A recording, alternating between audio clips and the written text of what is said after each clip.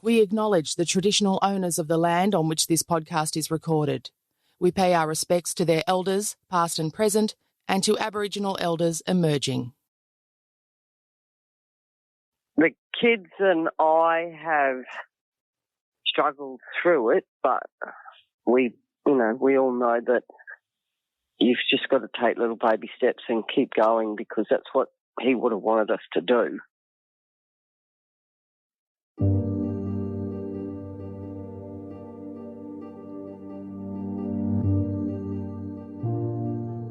We're sliding back into your podcast stream for the first time in 2020 with an update on a case we brought you in September of 2019, when our friend, Queensland journalist and author Robert Reid joined us to tell us about the subjects of his book, River of Gold. It's a story that shocked a lot of Australian listeners because it comes from a part of our country that's unfamiliar to many of us, where people live a lifestyle that seems quite foreign. We're talking about the northernmost tip of Queensland, the Cape York Peninsula. I'll let Robert describe it. We're talking the biggest town of any note would be Cooktown. So we're well up on the Cape. Laura, it's only a little spot on the map. It's got a pub and a hall, and that's about it. The nearest police, apart from the lone policeman at Laura, is Cooktown. And then you've got a long way south to Cairns. So it's a vast wilderness area with rivers flowing and gullies, and I would describe it as a badlands in the American sense of the word. The surrounding area includes the historic town of Maytown, which historically was the main centre of goldfields. People came from California and all over Australia to look for gold on the Palmer River. And this is where the trouble begins. You see, the Palmer River, with its deposits of gold, happens to run through a property called, reasonably enough, Palmer Station, which was the kingdom of a particularly eccentric couple, Stephen and Dianne Struber. Over the course of several decades, the Strubers became the stuff of legend around the Cape for their fierce defence of the part of the Palmer River that ran through their property. In fact, as time wore on, it seems to have become something of a dangerous obsession for them. Well, Dianne has spent her entire life there from the age of 2 and rarely left the property except for perhaps a family wedding or a funeral. She had no social life, very unsophisticated, worked like a man on the property, killed beasts for food and did all those things that men do on these stations. Stephen came along. He was a handyman type bloke. He could weld, he could fix engines, and he worked on properties around the area, stations around the area, and he ended up at Palmerville and did jobs for Dianne's parents at first, and then he became a regular there, and Dianne's father died, and then her mother, and Stephen, well, before she died, she said to Stephen and Dianne, if you get married, I'll give you the property. Okay. She must have become indoctrinated by his behaviour and became just like him. And that's the story of these two. She says she was never physically assaulted by him, but I do believe that she's been moulded in his shape, moulded in his mindset by him. When you saw the photos of them, it just looked like they lived a very hard life. You can see from photos of the homestead, yes, inside and out. It's really just a tin shed. Yeah, it is. It's like a corrugated iron kind of construction, isn't it, with a few things in it? That's what it is. Yeah. Now, Palmer River runs through their property for a distance of approximately 60 k's. And these two, Dianne and Stephen, for the best part of 20 years, and increasingly so, chased people off the part of the river that went through the property, and they took that law unto themselves outside the river and off their property as well. These two became notorious for driving up. Dianne would be sitting in the vehicle, clearly holding a rifle upright in her lap, and Stephen would go down to the campers or the prospectors and say, get off our land, even if they weren't on their land. And so they became a sort of a Bonnie and Clyde. I don't want to over-dramatise it, but they were kings of their castle, and just there was no control over them. One of the local policemen there, he tried to tell his hierarchy in Cairns, I need help up here, send somebody up. These two are out of control. Something bad's going to happen. And it did. 48-year-old father of two, Bruce Schuler, was on a rare weekend away from the video shop he owned and ran with his wife Fiona in Cooktown on July 9, 2012. He was camping with three mates, Tremaine Anderson, Daniel Bidner and Kevin Groth, all of them indulging in their hobby of prospecting for gold with metal detectors. Although he'd never encountered them himself, two of Bruce's three mates had personal experience with the notorious Stephen and Dianne Struber of Palmerville Station. But they decided that the threat of intimidation was worth the rich pickings of the river, and no doubt they thought they could dodge them. Bruce had been a hard worker and a keen outdoorsman all his life. He was a skilled bushman and he was in good physical shape, but there are two things you need to know about prospecting with a metal detector. One is that two people can't work too closely together because their machines interfere with each other. When people go out with metal detectors together, like Bruce and his mates did that weekend, they need to be quite spread out at all times. The second thing is that they work with headphones on. So it's easy to imagine how Bruce could have become isolated and completely immersed in the ground at his feet, and how he could have not noticed the approaching danger until it was too late. Stephen and Dianne Struber ambushed Bruce Schuler, who was metal detecting for gold on the Palmer River, on a dry gully leading into the Palmer River. In July 2012, there were three of his mates in the area, but spread out a bit, because when you use a metal detector, you have to have distance between each one, otherwise they interfere with each other. So Bruce's mates were out of sight of him, but in the area. And they saw the vehicle, they saw the ute pull up on a ridge above the gully where Bruce was. Bruce's mates knew it was the vehicle of the Strubers. And two of the three mates saw the Strubers in the vehicle. And so there was no question that they were there. They were seen. Then, out of their sight, out of the witnesses' sight, there were two gunshots. One appeared to be a rifle shot, and one appeared to be a louder report that suggested it was a large caliber handgun. And so, although there were no witnesses to the actual killing, there were certainly witnesses to the fact that those two were there when the gunshots were fired. So the police put together a very compelling case, circumstantial case, no witnesses, no body, and three missing firearms.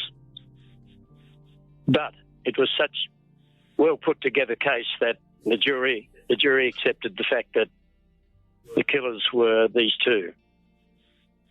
And so they were jailed for life. It still wouldn't reveal where they put the body of Bruce Schuler. So Stephen and Dianne Struber were convicted of Bruce Schuler's murder, but his remains have never been found. They still refuse to admit they had anything to do with his disappearance, let alone where his body is. Dianne's brother took over Palmerville Station after their conviction, and he refused to allow Bruce's family to search the property. Of course, rumours abound in the community. You get a picture of the vastness of this country standing on a hill. I said to one of them, Tremaine actually, you could ride into those hills and stay there for a month, couldn't you, Tremaine? And nobody would know you were there. He said, Robert, nobody could find me. If somebody didn't come out who didn't have family and friends to inquire about them, nobody would know. And there's some talk that there's been people who haven't come out, people like that, loners, and that Bruce isn't the only one. Wherever they put Bruce, it's hard to think that he'll ever be found unless they tell us. Yeah, that's what I found so tragic, is that Bruce hasn't been found, and his partner Fiona that has really lobbied hard for the no body, no parole rule to come in. Also, they had children. She described it as Bruce is just being murdered and discarded somewhere in the bush. Yep. You've met Fiona, obviously? Oh, yes, I saw her today, actually. She's moved down from Cooktown. She'd had enough. And she's moved down to a family property they've got near Mariba, where I live. And I see her from time to time. We talk on the phone. And because this is not over, because Bruce hasn't been found, and all efforts to get them to talk, including my own efforts and the police, have failed. And I have looked into Diane's eyes and said, "Tell me, where's Bruce?"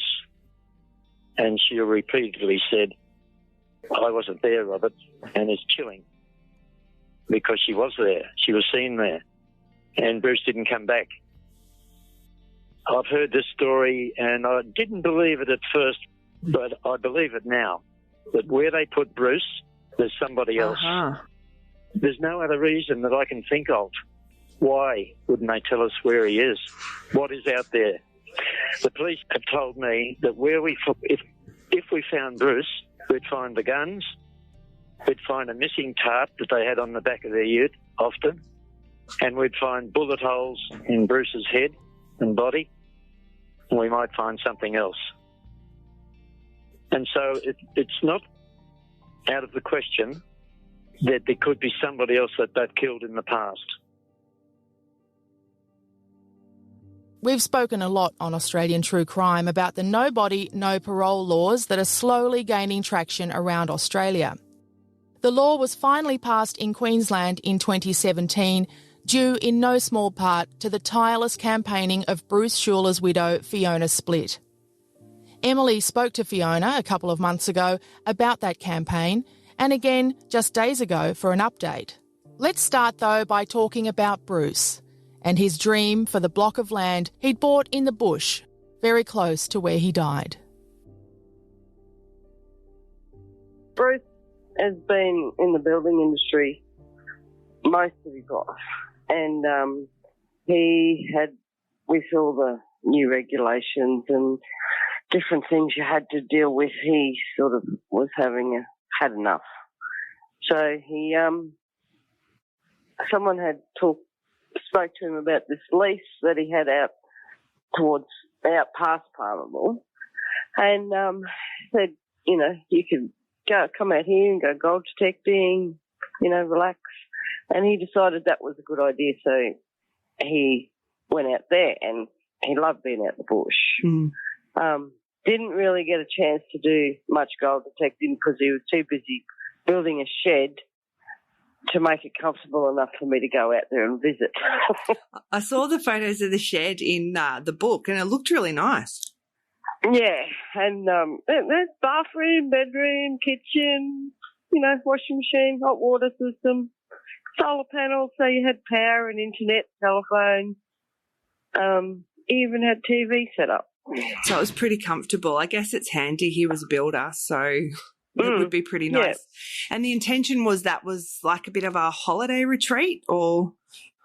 Yeah, just, he'd go out there when there was no work happening and potter around in the bush and do what he liked doing. And when I had the opportunity, I'd go out with him, and, and the kids often went out too. But, he did not get a chance to do what he wanted to do out there. Yeah, and that was the gold fossicking. Yeah. So what drew, had he been into gold fossicking for a long time? What drew him to that? He got into it about 6 years, maybe a little bit longer. When we were living in Cooktown, a few of the guys up there used to go gold detecting, so they'd go on camping trips and they'd go gold detecting, and he sort of got quite interested in it.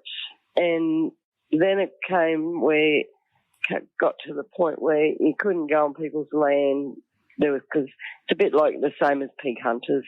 You know, people go out there, they wreck it for them. So, you know, they were stopping people going out there, and that was another reason why Bruce said, well, if I had my own lease, I wouldn't have that problem.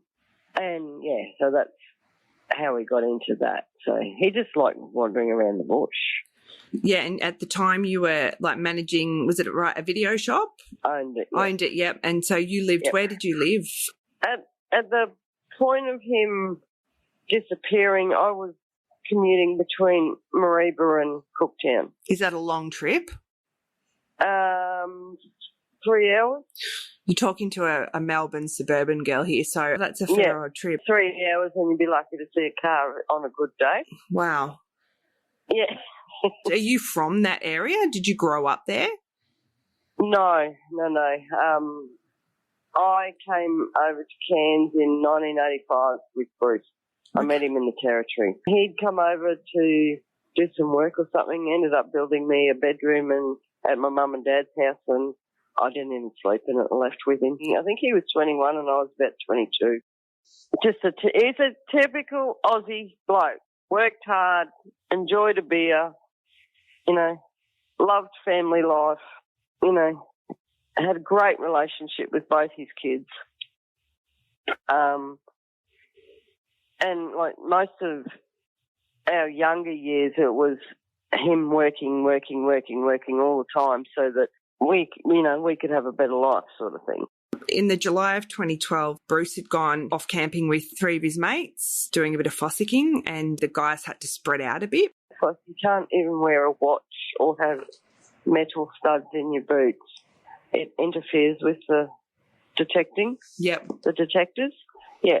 So they can't sort of walk side by side and try and detect because they just interfere with each other. They'd gone around that area before, hadn't they? Sort of around that Palmerville Station area? Well, Danny and Tremaine obviously have. Bruce and Rusty have never been in there.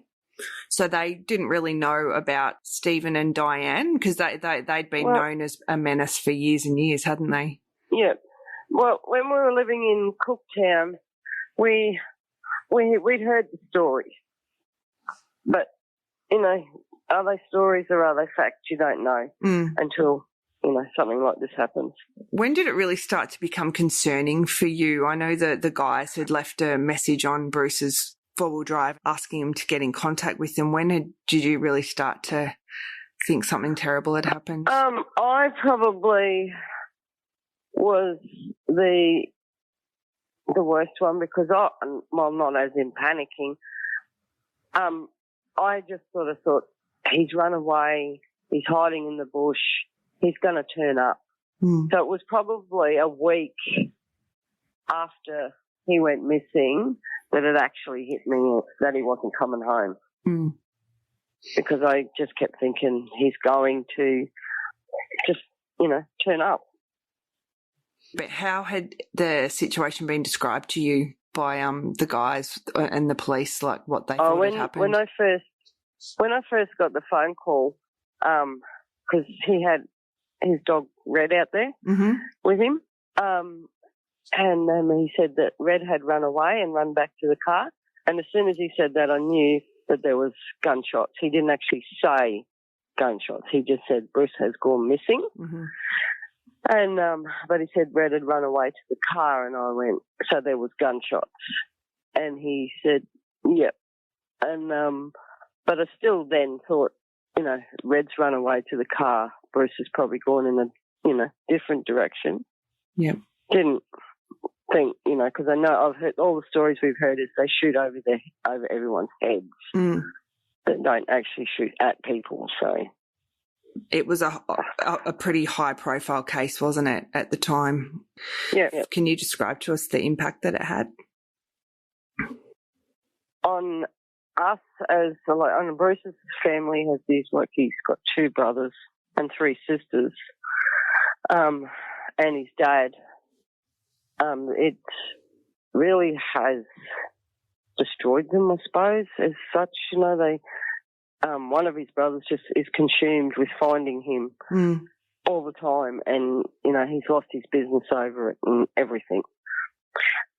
the kids and I have struggled through it, but we all know that you've just got to take little baby steps and keep going, because that's what he would have wanted us to do. Mm. Yeah, there's been lots of emotional ups and downs and things like that, but yeah, it's definitely changed all our lives. And it will until the day we can actually bring him home. And that's definitely something that's an ongoing fight for you, isn't it? Really I won't give up until I bring him home. Do you feel like information from other people could help find Bruce, or do you think it's going to have to solely come from Stephen and Dianne? Well, I think there could be a third party that will know where he is, which is her brother George. I don't necessarily think he was involved, but I do, my gut feeling says he knows where he is. The only way that I think that either Dianne or Stephen is going to say where he is when one of them gets that sick that they're dying. Okay. Yeah. They're going to implicate the other one. But I do believe that they're not saying anything, because if we find Bruce, we're going to find others. For some people, they become really immobilised by their grief, and others, they go forward. Tell us about how you started your incredible advocacy for the no body, no parole laws in Queensland, because you really drove that, didn't you? Yep. Well, I was just sitting at home one day thinking, because how it actually first started was when they said in the court that they'd been given a life sentence. I, in my head, thought 20 years. Mm-hmm. But at that point, like a week before they were arrested, Queensland had changed the law to it to be 15 years. The minimum life sentence, yeah. So life sentence in Queensland is 15 years, which is ridiculous. You know, you're not ready to give your 15-year-old kid up to go out into the streets. Things. It's just 15 years is just ridiculous. I sort of, in my head, sort of thought, they got to stay there until they tell me how. I had seen a news report about South Australia, no body, no parole, bringing it in, and I thought, oh, well, maybe I can try that. Did a bit of research, realised that it was the only state that had it. And then I had to find out how to go about getting it done, because I actually was trying to get it done for the whole of Australia to start with. But you can't do it that way. You've got to get it done by state. So then, send emails to politicians, try and get answers. So I just went from there, basically. I just thought, well, I've got to do this. If nothing else, hopefully they will tell me where he is. But by the time I sort of got through that process, I sort of knew in my head that they weren't going to tell me. But I thought, well, if it helps someone else, maybe, I've done some good. You've done amazing. I mean, that's an incredible effort. And you met with a lot of people, didn't you? I mean, you met with politicians. Did you have people helping you? Well, like family was helping me, like spread the petition around and things like that. I wasn't a great believer in Facebook, and I was sitting around twiddling my thumbs one day, and I thought maybe I can use this to my advantage, because we were doing it through the Queensland one. You can do it as a web link and a paper, and I thought, how am I going to get this out there to other people? Like I stood at the races at Cooktown and at the gate as everyone was walking through and got, heaps of signatures. I think I got 2,000 that day. Wow. And and a few arguments. Yeah. Who was arguing with you? Oh, there was a few people saying that, what if they're not guilty, and you get them locked up and the no body, no parole is in effect. And I said, I get that, and I had already done my research, and Queensland was the lowest of the states for convicting people that were not guilty of a crime. Yep. So you really did. You went full out with your research. Yeah. Yeah, it sounds... not everyone reads legislation just for the fun of it. No, but you obviously know a bit now. Oh, yeah, wow. Yeah. So Facebook, so you hopped on the Facebook train? I got it on, I set up a page and Justice for Bruce and just shared it with my few friends I had on Facebook because I wasn't a big person on Facebook, and it just went berserk. And I've met, I've spoken to Margaret Dodd over in Western Australia who started pushing for nobody, no parole over there as well. Her daughter Hayley was murdered and they've never found Hayley, have they? No. So, I've spoken to her on the phone. Daryl Loy. In Victoria. His brother Terry. Yep. I've been following him. I've spoken to him on the phone. Yep. And I got to realise that, we weren't the only ones looking for missing people, basically. There was huge amounts of people, and I've spoken to quite a few people now that, how do we go about this and how do we do this and all that sort of stuff just through the Facebook page, basically. Yeah, it's funny with Facebook, isn't it? It can be so intense and such a hostile place, but for things like what you were doing, it can be incredible for spreading the word. Oh, that's really good. When did you get the result with Queensland actually introducing this law? The legislation actually was started on the 25th of the 8th, 2017. So it would have been a pretty bittersweet moment for you, I'm guessing. It took 2 years basically from starting looking into how to do the petition and still arguing with politicians and stuff. And it took 2 years. But the day I went down to the Parliament when it was announced. The day we went in there and I was listening to them argue, I'm thinking, you're kidding me, this is worse than a kindergarten. But when it came to the nobody, no parole, both sides were in agreement, and it was like, are you kidding me? Did you sort of go into a bit of a phase where you were a bit flat after that because you worked so hard? I was like, what am I going to do now? Yeah. I'm probably still at that stage, actually. What am I going to do now? How have you been caring for yourself since Bruce disappeared and since all the work with the nobody, no paroles been happening?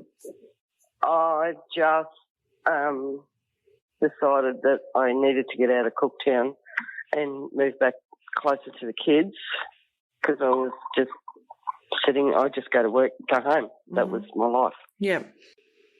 Have you got a good network of friends? Yeah. But, they've got their worlds to live in and they don't need little old me there all the time, so.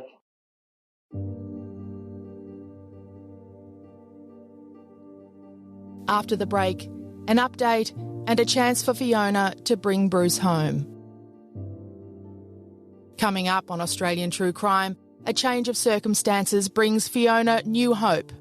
But first, Emily caught up with Bruce Schuler's widow, Fiona Splitt, again a couple of days ago after we read an article on the ABC News website. It was about Fiona's latest campaign to keep up public awareness around the fact that she's still looking for Bruce's remains. On what would have been Bruce's 56th birthday, Fiona has erected 4 billboards around the Palmerville area.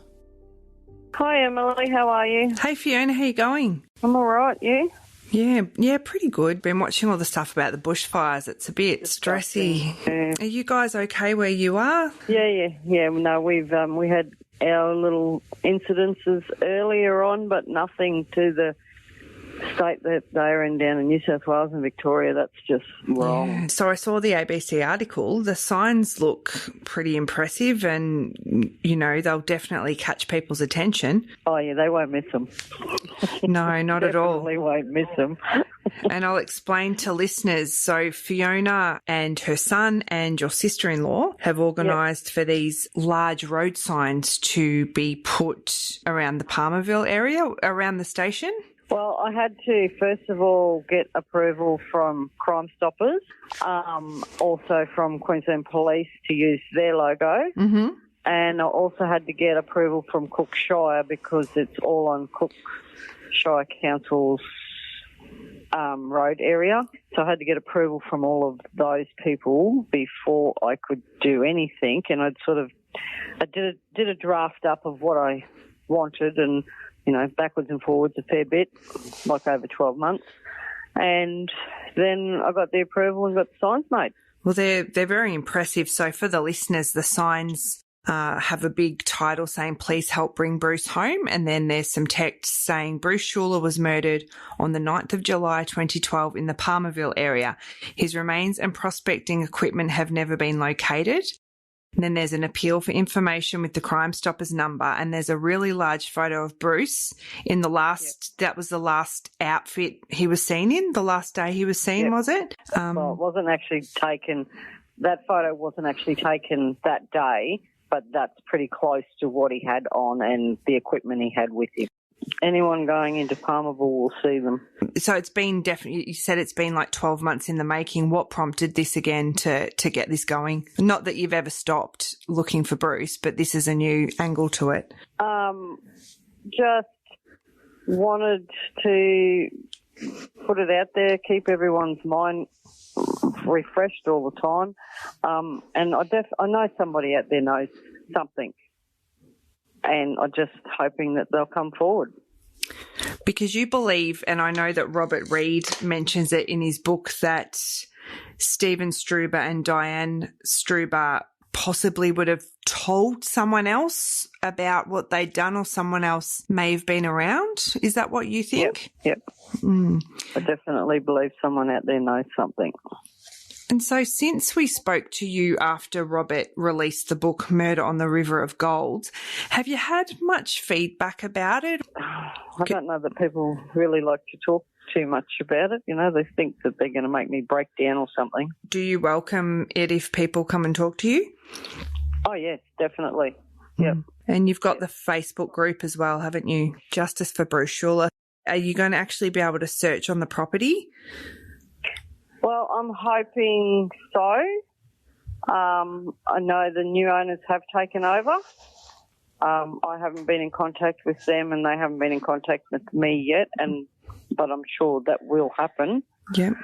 So, yeah, I'm hoping, one day we'll all be able to go out there and search and hopefully bring Bruce home. If anything, at least we can say that we've tried. Well, you're trying everything, aren't you? How are your kids going and your family and friends? Yeah, they're doing okay. They, it's just like I said before, it's a wide circle of people this has hurt, so try and plod along. If anyone does have any real information, just please come forward. So, Palmerville Station has been sold. Hopefully that means that the new owners will allow Fiona and her family to search the property for Bruce's remains. It's hard to believe that could be her job, isn't it? In great news, Fiona wants you to know that she is now a grandmother. She has 3 beautiful grandsons under 3 who are keeping her very busy, and she's looking forward to them being a little bit older. That is what she also wanted you to know. Now, that Facebook page is Justice for Bruce Schuler. Justice for Bruce Schuler, and you will find the link to that in our show notes and also on our Facebook page. Thank you for downloading this episode of Australian True Crime, part of the Acast Creator Network. We'll be back next week.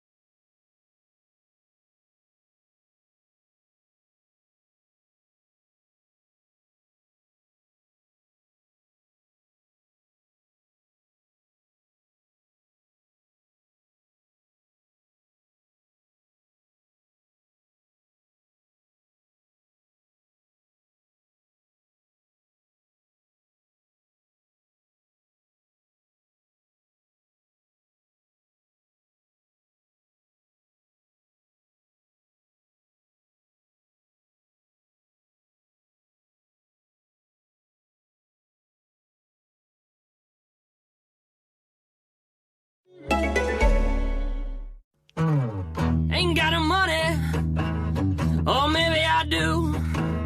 Bills coming and going, ain't got no clue.